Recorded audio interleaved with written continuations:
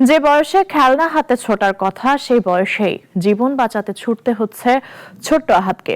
অন্যদিকে বাবা মায়ের চোখের সামনে ধীরে ধীরে অনিশ্চিত হয়ে পড়ছে নিজের সন্তানের জীবন। সুচিকিৎসার সামর্থ্য না থাকায় একজন পিতা কিংবা মায়ের এই মানসিক কষ্ট স্বাভাবিকভাবেই কুড়ে কুড়ে খাচ্ছে পুরো পরিবারকে। একটু সহযোগিতা পেলেই আহাদের মুখে ফিরে আসতে পারে শৈশবের সেই নির্মল হাসি। ফকিরহাট প্রতিনিধি সাগর মল্লিকের প্রতিবেদন।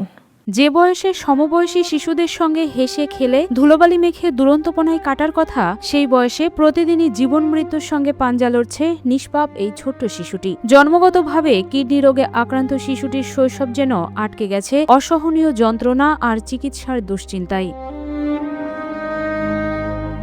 প্রতিটি দিনই কাটছে অনিশ্চয়তায়। সন্তানের মুখে আবারও হাসি ফোটার আশায় দিন গুনছেন স্বজনরা, কিন্তু ছেলের এমন অসহায় অবস্থার সামনে এখন নির্বাক হয়ে পড়েছেন মা। চোখের সামনে সন্তানের কষ্ট দেখা ছাড়া যেন আর কিছুই করার নেই তার। আমার ছেলেটা ভাত পানিও খাতে পারে না, বেশি পেট ফোলা।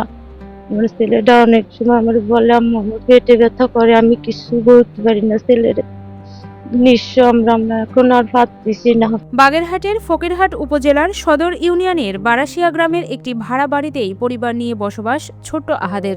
বাবা রুবেল মোল্লা পেশায় অটোরিকশা চালক। 4 সদস্যের এই পরিবারটি সামান্য আয়ে কোনো মতে দিন পার করছিল, কিন্তু ছোট্ট আহাদের অসুস্থতা যেন সেই টানাপোড়েনের সংসারে আরো গভীর অন্ধকার নামিয়ে এনেছে। সন্তানের চিকিৎসার খরচ জোগাতে এখন দিশেহারা হয়ে পড়েছে পরিবারটি। আমি আমার দুটো ছেলে সন্তান, আমার ছোট সন্তানের কিডনি রোগে আক্রান্ত 2 বছর আগে, 2 বছর বয়স তখন থেকে কিডনি রোগে আক্রান্ত।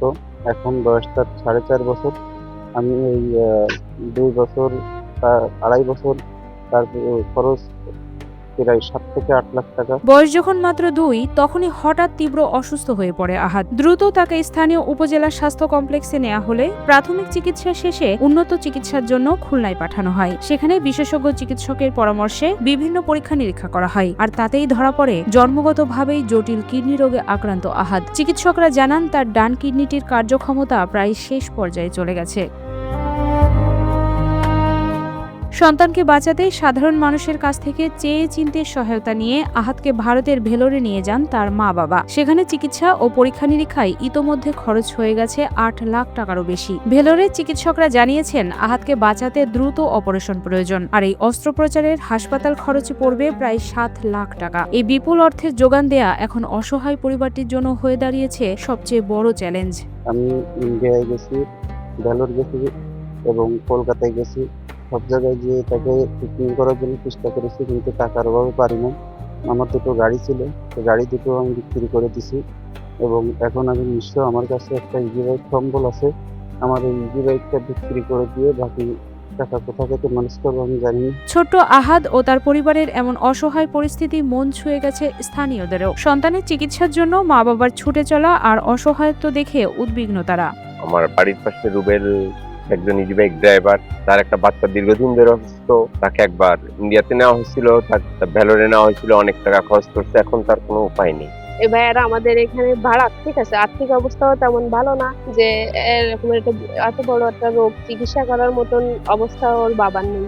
এই পরের বাসায় ভাড়া থেকে এই ইজি বাইক চালায় এত বড় ট্রিটমেন্ট করাও আসলে এত বড় মধ্যবিত্তদের সম্ভব না। ছোট্ট আহাদকে বাঁচাতে এখন প্রয়োজন দ্রুত অস্ত্রোপচার, অথচ বিপুল এই চিকিৎসা ব্যয়বহনের সামর্থ্য নেই অটোরিকশা চালক বাবার। সন্তানের জীবন বাঁচাতে অসহায় মা বাবা এবং স্থানীয়দের আকুতি তাই সমাজের বিত্তবান ও হৃদয়বান মানুষের কাছে। সামর্থ্য অনুযায়ী একটু সহযোগিতাই পারে মৃত্যুর মুখ থেকে ফিরিয়ে দিতে ছোট্ট আহাদকে, ফিরিয়ে দিতে পারে তার হারিয়ে যাওয়া শৈশবের হাসি। যে কোনো একটু সাহায্য করেন আমার ছোটরে এখন আমরা পাচ্ছি না কোনো কিছু করতে, আমরা নিঃস্ব, বাসা ভাড়া থাকি আমরা।